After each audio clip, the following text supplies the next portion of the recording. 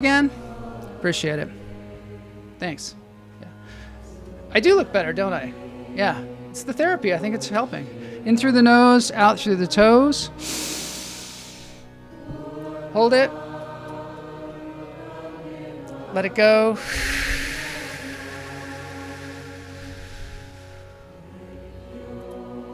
Yeah. Well, it's good to see Todd here. You made it over to Twitch. I tried to start the streaming over there on YouTube. I don't know. Who knows? In through the nose, out through the toes. Good thing we have a lot of different options. Let it go. I'm letting it go. YouTube still frozen. All right, we can't make it a show about YouTube, that's for sure. So one more breath just to get us relaxed. In through the nose, out through the toes. Hold it. Let it go. What's going to be happening today is I'm going to spend some time in the Trash Panda Comedy Club. We're going to do some comedy. But first, we're going to do a new segment called Comedians Pontificating on Their Favorite Songs. So let's get into that.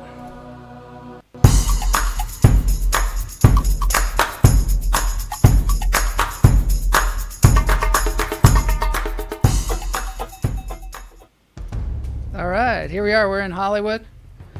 I got a lot of comedian friends, and they love music. Comedians love music.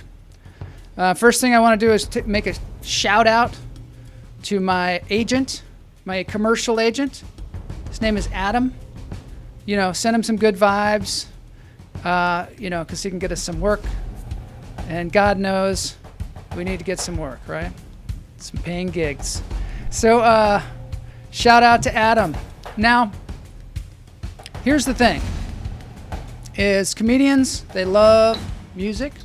And I've got 3 comedians here today who are going to tell you about their favorite Doors songs. The Doors, very, very dear to my heart. One of my favorite bands when I was younger, especially because their music, makes a lot more sense when you're young. Yeah, all right. Hiya, Radion Oakmont. Hope he gets a big gig. Yeah, send your good vibes out there to Adam. And here we go. This is Comedians Pontificating on Songs. We're going to have Harlan Gleeson first, talking about a Doors song.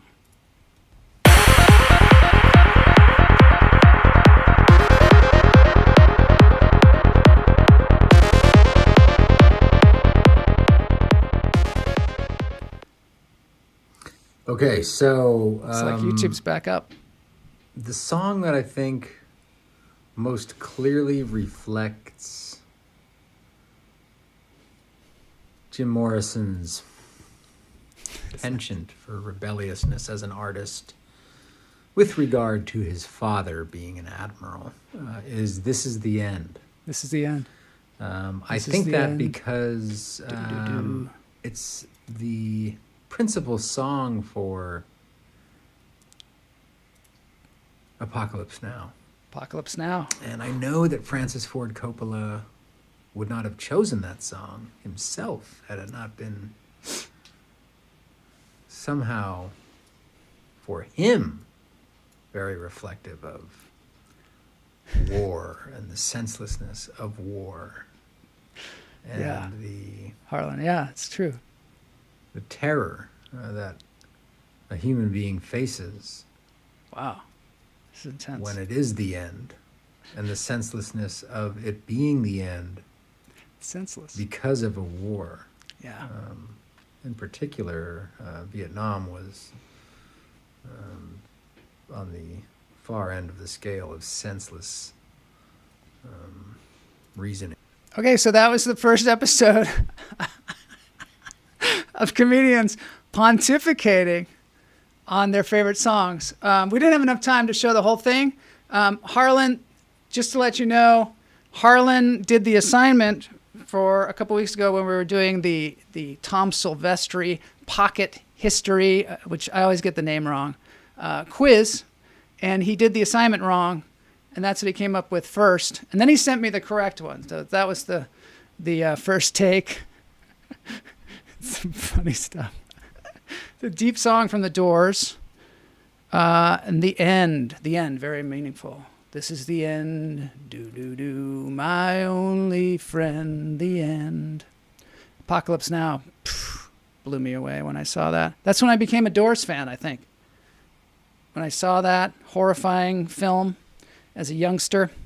I think you have it playing in slow mode, or Harlan has been taking long hits with Boney. It's very possible. So here's one that's a little more upbeat. One of our favorites, Howard Aronin, who's been on the show many times. Here he is, Howard Aronin, talking about when he first met Robbie Krieger, who was the guitar player for the Doors. The first time I met Robbie Krieger was in a grocery store. He wasn't very social. He tried to get away. So I got on the loudspeaker and I said, "Attention shoppers, Robbie's in the store. Robbie's in the store. The guitarist from the Doors. He's down on aisle 4. If he gets to aisle 5, no one here gets out alive. Killer in the store. Robbie." Yeah, so that was super upbeat. I like that. Thanks, Howard Aronin. Thanks, Harlan Gleeson, for your Doors pontificating. Howie's got a voice. Howie's got he's got some pipes on him.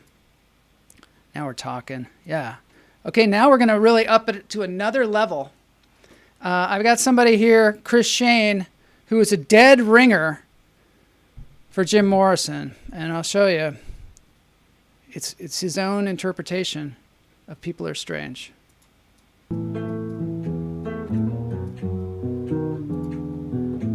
People are strange when you're a stranger.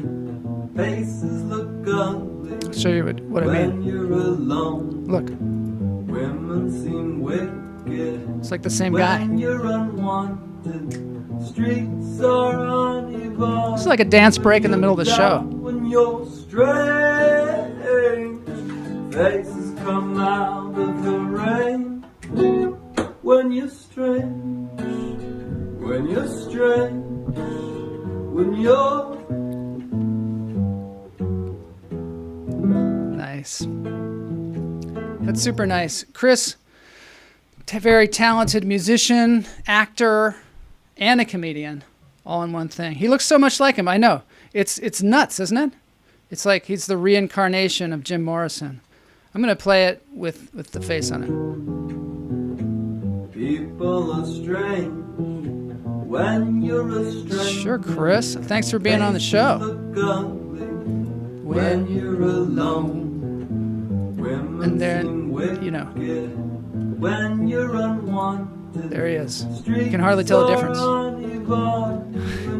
Howard's going to open for Chris anytime. Faces come out of the rain when you're strange. I think Harlan's still talking. When you're That's awesome. I love that.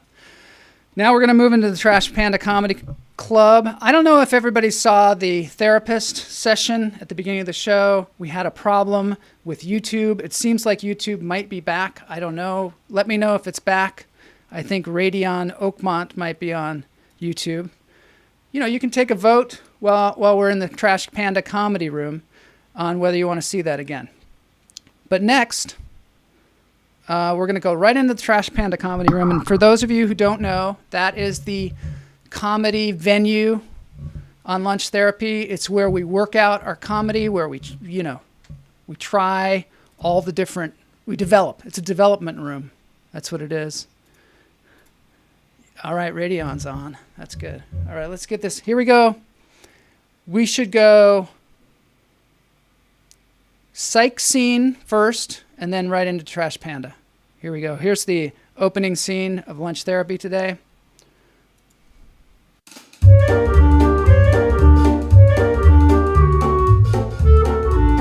Randy! Randy!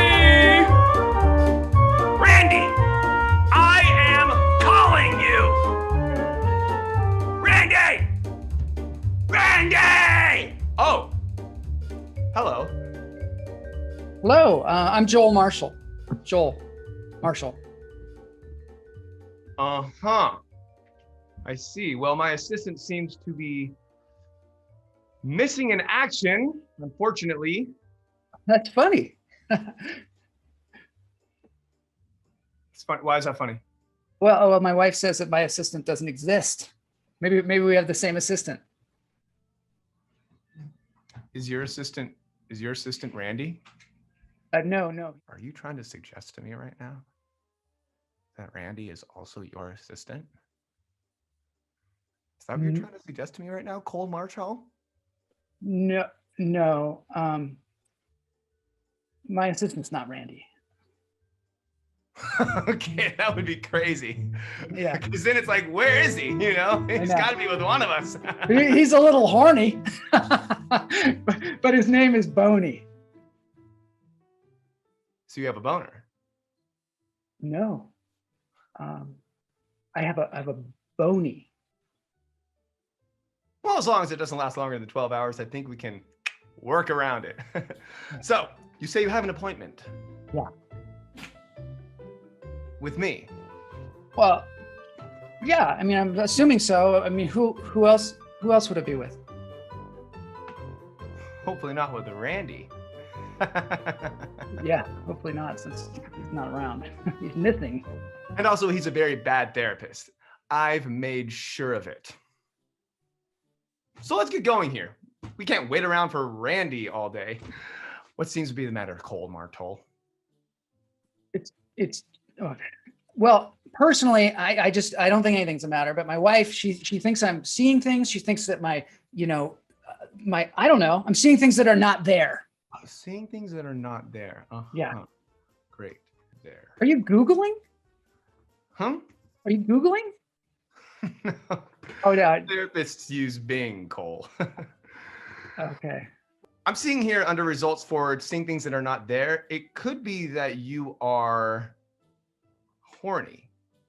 So that makes sense with the boner talk we were talking about earlier. No. This is going, no. See, according to my wife, I have work colleagues who just don't exist. Yeah. See what I mean? So your wife doesn't exist. No, my colleagues, they don't exist. It's just, like imaginary friends. Have you heard of that? The kids, they have imaginary friends. I think I have an imaginary, well, maybe a few imaginary friends. Imaginary friends. Oh, yeah, that's right. I love this cartoon. Look, no, they're figments of my imagination. They're figments, figments. Stop YouTube. Yes, figments. I know that word. Delicious, especially the ginger flavored ones. No, I think you're thinking of like Fig Newtons. Uh-huh. Yeah. Fascinating.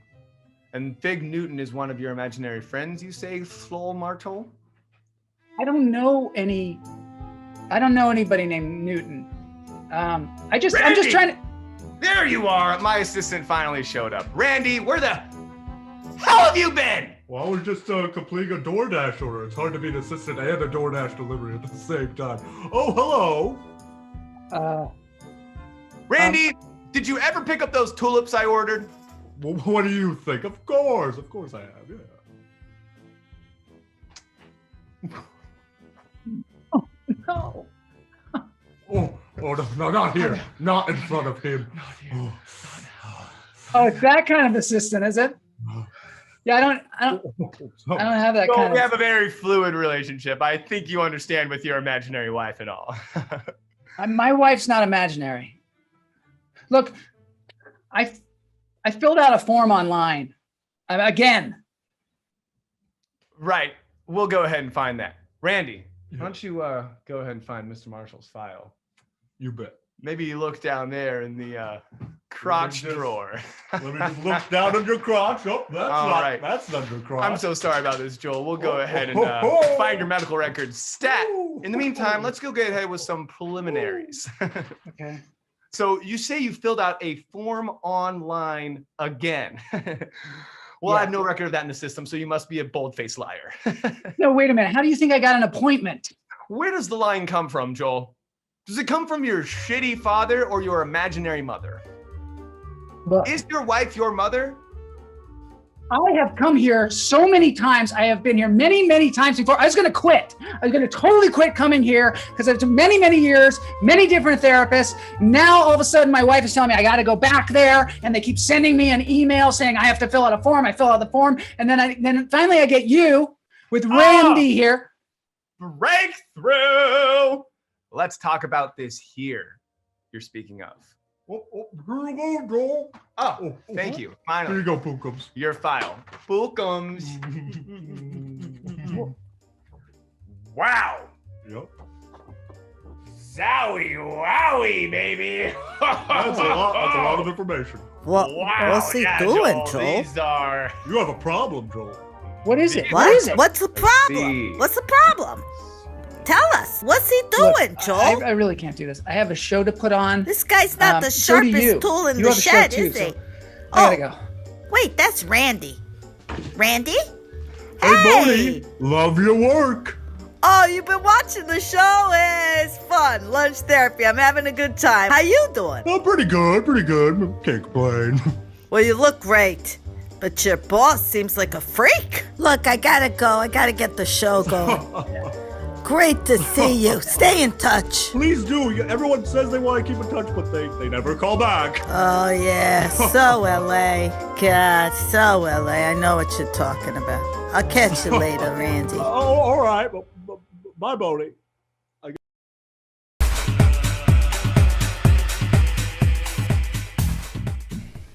Yeah, so I'm seeing a therapist. Seems pretty good. I don't know, a little unorthodox, but I'm feeling better. I got a lot more color in my skin. I'm, breathing more. But up until this point, I really haven't done traditional therapy. My dad, he's from Pittsburgh, and he had some, he had his own kind of therapy. It was basically, if you feel like your head's going to explode, you put on like a cap, like a really tight cap, like this. Like if YouTube's not working or something, I just put on this cap and I feel better. It keeps my head together. He had like a little quilted welder's cap that he would wear. It was not like a quilt, but it's just quilted. And so whenever he had that hat on, we'd always know like, hey, Dad, I'm going to leave. I'm going to get the hell out of here. Because as soon as you saw him, you'd be like, something bad's going to happen because Dad's, I don't know. He's got that hat on. So to this day, whenever I see a quilted hat, I get like this adrenaline rush. And you don't see quilted hats a lot these days. But, on Etsy, they have them a lot. There's a lot of quilted hats. There's a lot of quilting on Etsy. And so every once in a while, one pops up and I'm like, But I have adopted that strategy, and it's a pretty good strategy to just squish your head, keep it together. But lately, as you know, I've been doing some breathing exercises. And at the top of the show, we always do the breathing. And it's been helping a lot. But breathing is like a gateway drug to meditation. So I've been doing some meditation, which is it's pretty good. It's helping me. There's David Lynch. David Lynch I saw that he was doing it. And, David Lynch, he's not really a known sane person, but he does a lot of transcendental meditation. And this whole institute in Los Angeles, they put him out there and they're like, look at David Lynch. See, he does transcendental meditation. And I'm kind of like, well, he's not really a known sane person. He did that movie Eraserhead. I still don't, it was fun, but I don't think I'm going to watch it again. And I don't really know what happened. I know there was a head on the floor. He did Dune, directed Dune, the first movie of Dune. And I remember in the theater, they handed out books. They were like, we don't really know what's going on the screen. So if you have a flashlight, you could read the book. Here it's really good. And then Blue Velvet, just, so I mean, that was some breathing, but not necessarily sanity. So, but I've been doing it, and I just sit. I don't do transcendental meditation. I just sit. I see Sven Dukakis here. Good to see you. Did you help him out? So I sit and I just do nothing when I meditate. And it's hard because it's hard to find time in this world to like sit and do nothing. And at first when I started doing it, I'd be all itchy and I'd be thinking like, oh, I got stuff to do. But now as you get older, you realize none of the stuff that you do is important. So you might as well just sit there. And it's a little weird. My wife, Kamala, she sees me sitting there sometimes, and I think she sees it as an opportunity for us to do some gardening or maybe make a short film or, do something productive. And I have to say, look, I'm doing nothing right now. So it's hard. It's hard to do nothing, really. But it's imperative that meditation has no purpose whatsoever. There you have it. It has no purpose. So I've been doing the thing. Also, I heard that if you look at your thoughts as bubbles, as they float past and you're meditating, that you can pop them. Just pop those thoughts. Anybody else out there do this one? Clarify do. It's a good question. Dune 1984, very awesome movie. Yeah. Do nothing, Joel. There's Kamala telling me to do nothing. Just fine. Just do nothing. It's good. I'll do it too. So when the bubble passes by, and there's a thought like you're not good enough or, something like that, you just pop it. You just pop it and it goes away. So I've been doing that, You should have been a lawyer. You just pop it. Don't eat logs of cookie dough in the middle of the night, just pop it. So I've been popping those and I'm kind of left with nothing. Nobody ever tells you about the side effects of meditation, that if you pop too many bubbles, all of a sudden you're kind of like undisciplined and unsupervised, I guess would be a way to describe it. I'm feeling a little unsupervised. But I did have an epiphany. I had an epiphany, and what I realized was that somewhere along the line, I had some programming. Pop it like a wine on your nose. I had this epiphany that artists don't have to be starving. So like when I decided to be an actor and a comedian, I had this idea in my head that you had to be a starving artist and you could make no money at it. And so I went out, and got another job to make money. And I've been just going on that principle this whole time. And then I saw that bubble float by, the starving artist bubble. And I just popped it. Yeah. And it was great. It felt good. I decided to go, tell my dad. I was on the phone with my dad, and my dad's an artist too. And people say, hey, it must be great to have a dad who's an artist because he totally understands what you're going through. And that's not true. That's another bubble. Artist dads understand artist sons. I got to work on that sound. So I popped that bubble in a moment. My dad popped it, essentially, because I said, Dad, I had this epiphany. I realized I should be making money as an actor. It's a lots of people do. And, I thought my dad would be like, Joel, that's so great. What a great idea that you've come up with. And he said, I don't know, Joel. That's what he said. He said, I don't know, Joel. And I was like, wow, what do you mean you don't know? And then he said, well, when I'm doing my art, I'm in an alpha state. That's what he said, alpha state. And I'm like, alpha state, is that like being in the zone? And he says, Joel, I don't think you've ever been in an alpha state. And so then but I realized something right there. My dad grew up in a completely different generation. And in his generation, encouragement doesn't look the same as it does in our generation. In our generation, go out there, you can do it. Come on, self-help books, positive thinking, all that stuff. My dad's generation, or where he came from, that's not how you encourage people. The way you encourage people, if you're from Pittsburgh and you're my dad, is you just say, I don't think you can do it. There's no way in hell you're going to do that. And I guess what it is then you say, I'll show you. I'm going to do it better than anybody's ever done it. And I didn't realize that. So this whole time when he's saying, like, I don't think so, maybe you should go perform Shakespeare in the local Shakies, it's actually been encouragement. And I thought it was discouraging me. So now I'm like, great. Then the next thing that he says is like, he says, Joel, I don't think you've ever been in an alpha state. And then he says, Joel, you have to pay your dues. And in my mind, I'm like, I think I've paid my dues. I paid my SAG dues every month for 20 years. And, I stopped myself and I'm like, no, that's not what it's all about. You have to be like, oh yeah, I'll show you. So I feel really relieved because, let's see, fear equals action. Reverse psychology. That's what it is.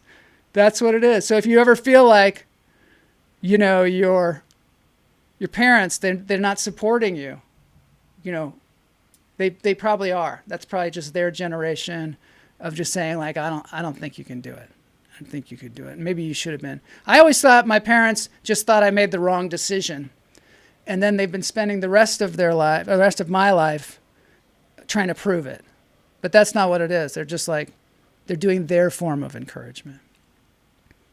So I realized also I've been living this like split life as a result of this, where I've been working as a computer technician, and then I've been also, being an artist, right? And the computer technician, he goes off to work, works at a law firm, he drives downtown, he transforms. I transform into this, it's like another persona, it's like a character. I'll call him Craig. Yeah, Craig is like, he wears like a button-down shirt with short sleeves and like slacks and some, hard shoes. And he goes downtown and he works on computers. He's always on time. He's very reliable. People like him. The boss wants to clone him. And then he comes back home, and on the way home, he kind of transforms. Maybe it's when he walks in the door, it's like Mr. Rogers, he takes off his hard shoes and puts on some, sandals and, puts on some robes and becomes Carol, I guess. And Carol's just fun. Carol has his own show, her. He doesn't care about social conventions, whether he's a he or a her, or just, he wears scarves. Carol is, doesn't give a fuck when anybody swears on his own show. Just having a great time. And that's always been good, like compartmentalizing the two of them. Carol can just, play the guitar. Carol doesn't have to worry about money. Carol plays the guitar, plays the lute sometimes. Sometimes we'll tap dance. Just whatever Carol wants to do. Carol's like free. Totally free. But the problem is, in the lockdown, Craig started working from home. And it's just been a mess. They're like cramped in the same space, and you don't know when I'm Carol, when I'm Craig. They don't get along. Craig's trying to work. Carol's, Craig like logs into the computer for work, and like in the middle of trying to punch in, suddenly he's Carol and he's out, playing the mandolin or the harp. And all of a sudden Craig's late. Sometimes Carol shows up for work instead of Craig. And the boss and Carol get along great. I mean, they're like holding up their cats. and looking at footage of raccoons. They're just having a great old time. But soon the conversation turns to work things, and spell it Craig, like a fellow that that likes lotions and gold chains. No, it's Craig, like Craig's List, I think. I think he was named after the list. Dances on tables. Carol dances on tables. He does perform Shakespeare at the local Shakey's. He doesn't care. And so Carol and Craig, I think they need some counseling. Yeah, I think that's what's going to happen. And maybe they can go see the counselor like in the show. I don't know, but they've got to go get their own counseling. I can't even be involved. They got to work this thing out. I'm thinking Craig should be Carol's manager, right? And when that work out, Craig could do all the managing and Carol can do all the, the fun, wacky stuff. But then Carol will be bringing home the money. So that will compensate for Craig having to, try and pick out scarves and things like that. I'm thinking either that's going to happen or I'm just going to start my own cult. Or at least, really beef up the one that I have. I don't know. But this has been the Trash Panda Comedy Club. Thank you for watching.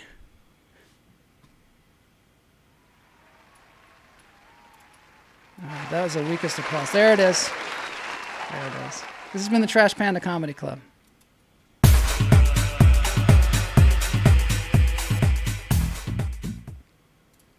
And we're back. I don't know how that happened. I just, for the end of the show here, I want to check the comments and just see, some notes. Some notes on the comedy. David Lynch was mentioned. This sound like one of his scripts. Man, it's obvious you come from Twin Peaks. We do. We come from the Twin Peaks. Maybe we understand David Lynch a little more than I thought. He is from the Northwest, David Lynch originally. So let me just see here. Craig is very reliable. Yes, Craig is very reliable.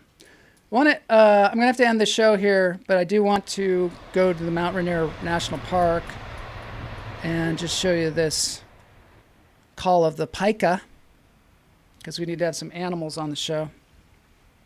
This is the pika.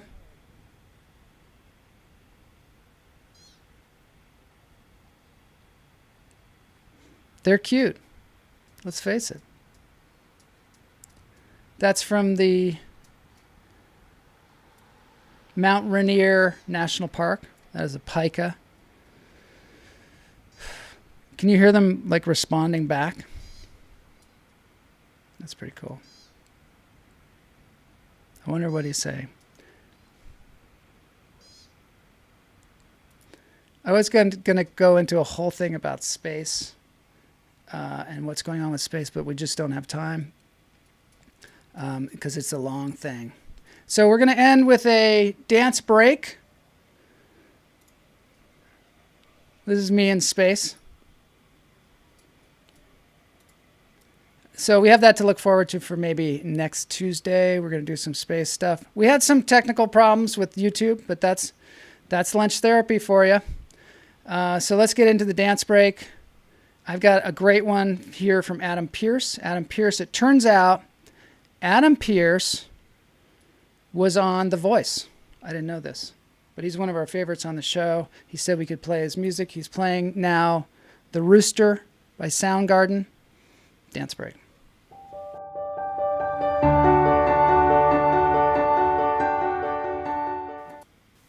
As far as difficulty goes, Alice in Chains songs are right up there with Soundgarden songs.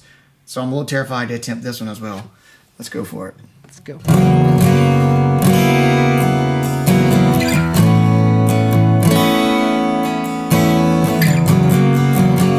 This guy's great.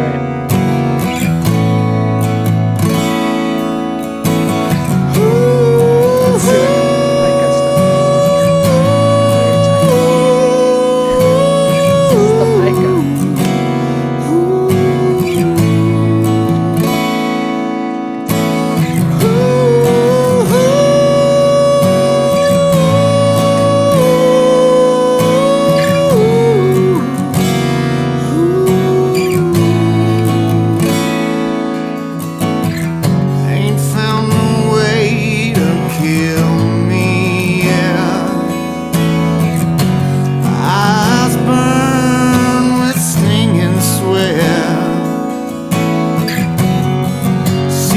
every path leads me to nowhere.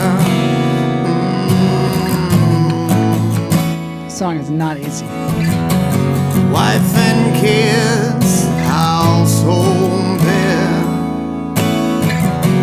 Army green was no safe bet. The bullet screams to me from somewhere.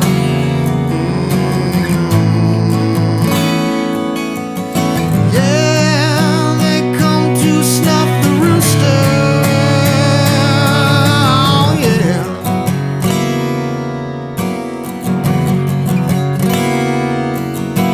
Yeah, here comes the rooster. Yeah, you know he ain't gonna die.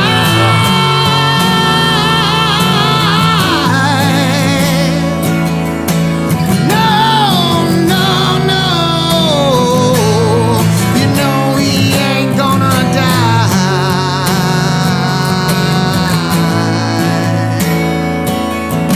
Spend the rooster.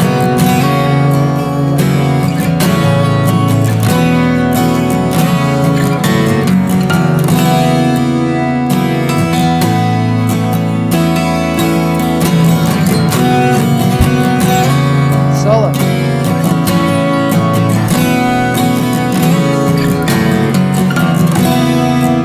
All right, thanks everybody for being here today and getting around the YouTube fiasco. Cam Lyson tight pants. My pants are so tight. I gotta put on a hat. All right, we'll see you all on Friday.